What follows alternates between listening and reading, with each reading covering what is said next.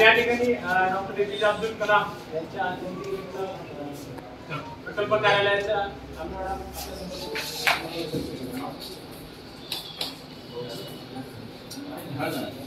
नमस्कार। आज 15 ऑक्टोबर भारताचे मिसाईल मॅन म्हणजे आपले एपीजे अब्दुल कलाम यांची जयंती 15 ऑक्टोबर 1931 रोजी तामिळनाडूमधल्या रामेश्वरम येथे त्यांचा जन्म झाला। एका तमिळ मुस्लिम कुटुंबामध्ये त्यांचा जन्म झाला। वडील त्यांचे नाव चालवायचे।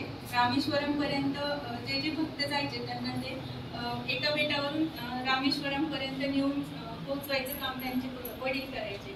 लहानपणीच त्यांच्या एका हिंदू मित्रासोबत ते शाळेत गेले असताना तो मित्र ब्राह्मण समाजाचा होता आणि डॉक्टर अब्दुल कलाम त्या मित्राशेजारी बसलेले होते।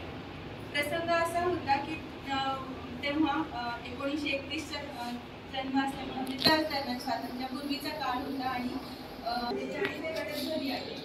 ते घरी आल्यानंतर ज्या मित्राशेजारी ते बसले होते त्या मित्रांनी आपल्या वडिलांना ही गोष्ट सांगितली आणि ते हिंदू धर्मस्थानामध्ये ते ब्राह्मण पुजारी